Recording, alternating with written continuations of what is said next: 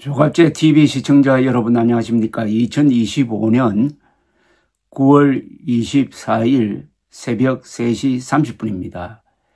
5년 전 2020년 4월에 민주당은 당시 야당인 미래통합당에 아주 압승을 했습니다. 4월 총선에서 거의 3분의 2 의석을 차지했습니다. 그런데 불과 1년 뒤에 2021년 4월 부산 서울시장 보궐선거에서 민주당 후보는 참패를 했습니다. 당시 국민의힘 후보에게. 그리고 그해 윤석열 검찰총장이 국민의힘에 들어가서 대통령 후보가 되었습니다. 그 이듬해 2022년 3월 9일 대통령 선거에서 윤석열 씨가 대통령이 되었습니다. 왜 이런 일이 갑자기 일어났을까요? 거기에는 민주당의 아나무인, 독주, 폭주, 그리고 당시 법무장관 추미애 씨의 역할이 컸습니다. 추미애 씨와 윤석열 총장과의 갈등을 지켜보던 국민들이 추미애 법무장관에 대해서 비호감을 갖게 되었고, 이게 윤석열을 대통령으로 만드는데 큰 역할을 했습니다. 그런데 또 세월이 흘렀습니다. 2024년 4월 총선에서 윤석열 세력이 참패를 했습니다. 그리고 작년 12월 3일 불법 계엄을 펴가지고 지난 4월 4일 파면이 되었습니다. 윤석열 씨가 대통령직에서 파면이 되었습니다. 그 파면 사유 중에 제일 큰 것이 윤석열의 국회 장악 시도입니다. 이것은 삼권 분립을 무력화시키는 것이었습니다. 그것이 윤석열 파면의 중대한 이유가 되었습니다. 자, 그런데 이제 세월이 흘러가지고 추미애 씨가 이번에는 국회 법사위원장이 되었습니다. 국회 법사위원장이 민주당 지휘부와 논의도 하지 않고 갑자기 조희대 대법원장을 불러서 청문회를 하기로 합니다. 삼권 분립에 대한 정면 도전입니다. 이런 식으로 가볍게 대법원장을 국회로 불러 젖힌다면은, 아니 그러면 대법원장이 국회 똘만입니까? 이건 계엄사령관만 할 수 있는 일입니다. 지금 추미애 계엄사령관이 등장한 것 같아요. 삼권 분립에서 대법원장을 청문회로 세운다는 것 자체가 말도 안 되는 겁니다. 더구나 그 이유가 무슨 불법 행위를 한 것도 아니고 큰 스캔들이 있는 것도 아니고, 최근 재판에서 이재명 후보에게 마음에 들지 않는 판결을 했다. 이것이 주 이유인 것으로 보입니다. 조희대 대법원장이 불미스러운 회동을 했다 하는 거짓말을 퍼뜨려가지고 이게 사실이라면 물러나야 한다 하는 일대 캠페인을 벌였던 민주당이 그것이 거짓말임이 확실함에도 불구하고 거기에 대해서는 사과하지 않고 계속 조희대 대법원장을 못살게 구는 것은, 이것은 대법원을 무력화시켜가지고 독재를 하겠다는 것 아니겠어요? 행정권, 국회, 입법권까지 다 장악한 세력이 대법원까지 이렇게 몰아붙이면은 삼권을 장악해가지고 독재하겠다는 것이고, 그런 맥락에서 추미애 씨의 최근 행동은 법사위원장으로서 하는 게 아니라 일종의 계엄사령관으로 하는 것 같아요. 그런데 이재명 대통령은 지금 바깥으로 열심히 뛰면서 오늘은 또 유엔 총회에서 좋은 연설을 했습니다. 이재명 대통령에게 지금 골칫거리는 국민의 힘이 아니라 정청래, 추미애, 부성찬, 서영교 같은 사람이 아닌가 하는 생각이 듭니다. 이런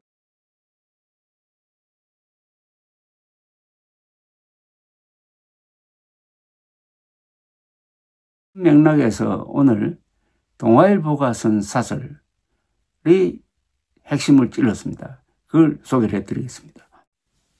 동아일보 사설도 저와 같은 걱정을 하고 있습니다. 제목이 초유의 대법원장 국회 청문회 망신 주기 의도 분명한 폭력이라고 했습니다.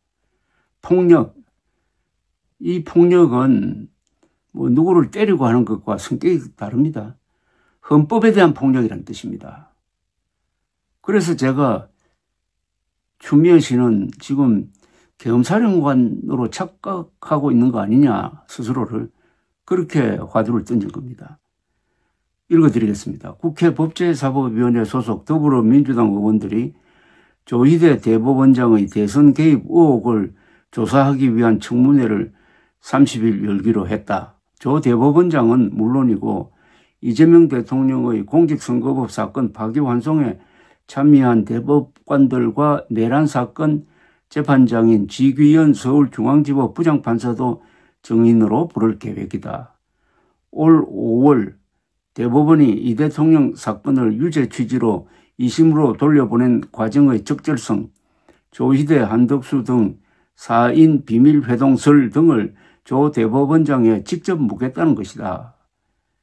민주당은 5월에도 조 대법원장을 비롯한 대법관 12명을 출석시키려다가 전원 불참으로 무산됐는데 또다시 사법부 청문회 카드를 꺼내들었다. 국회가 대법원장을 소환해 법원 사무도 아닌 특정 재판에 대해 추궁하는 건 전례가 없는 일이다. 과거 권위주의 정권 시절에도 대법원장을 국회로 부른 적은 없었다. 그런데도 법사위 소속 민주당 의원들은 22일 검찰개혁 관련 논의를 하다가 조 대법원장 청문회 안건을 기습상정하여 야당과 협의 없이 통과시켰다. 당 지도부와 사전 조율도 없었다. 안건 통과를 뒤늦게 통보받은 당 지도부에서도 일단 말릴 계획은 없다고 하지만 당혹스럽다는 반응이 적잖게 나온다. 사법부 수장을 국회 정은대에 세우는 일이 당 내에서조차 충분한 협의를 거치지 않고 그렇게 함부로 결정할 일인가? 설령 조 대법원장이 국회에 출석한다고 해도 제대로 된 답변을 기대하기는 어렵다.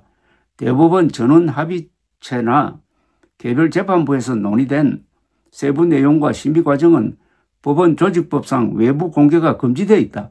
이런 한계를 알면서도 대법원장을 소환하려 한다면 국민들 앞에서 망신을 주려는 의도가 분명한 폭력이라는 비판을 피하기 어렵다. 국회 다수당이 재판에 불만이 있다고 대법원장을 국회로 불러 망신 주듯 질문하는 게 용인된다면 일선 판사들에겐 무언의 압박으로 작용할 수밖에 없다.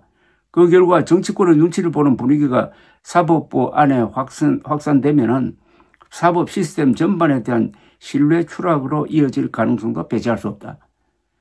행정부와 입법부를 장악한 민주당이 대법원장을 상대로 탄핵, 특검을 경고하고 법원의 참여 없이 사법개혁을 밀어붙이는 것은 상권 분립에 심각한 위협이 될 수 있다. 비상계엄으로 훼손된 헌법 질서를 회복시키겠다면서 우리 헌법의 기본 가치인 견제와 균형을 흔드는 일은 없어야 한다. 제가 말하는 게 이게 과장입니까? 지금 추미애 씨가 국회 법사위원장이 아니라 비상계엄령을 편 계엄사령관처럼 행동하고 있다. 그렇게 보이지 않습니까?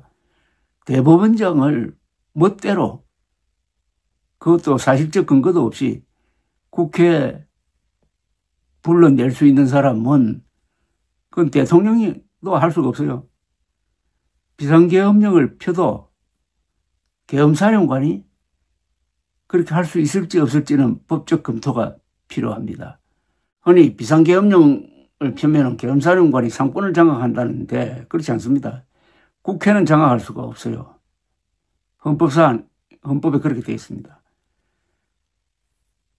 사법부를 장악할 수는 있는데 그렇다고 해서 대법원장을 마음대로 오라가라 할 수는 없을 것 같아요. 상권 분립이 위반되니까. 상권 분립이 무너지면은 자동적으로 대통령은 독재자가 되게 돼 있습니다. 지금 추미애 씨가 하는 게 이게 상권 분립을 파괴하는 겁니다.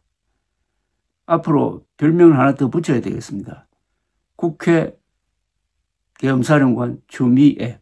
윤석열과 갈등하다가 결국 윤석열을 대통령으로 만든 데 기여한 추미애 씨가 이번에는 조희대 대법원장을 괴롭혀가지고 정치에 뜻이 없는 조희대 씨를 혹시 대통령 후보로 만들려고 하는 거 아닌가 하는 그런 망상까지 떠오르는 새벽입니다. 감사합니다.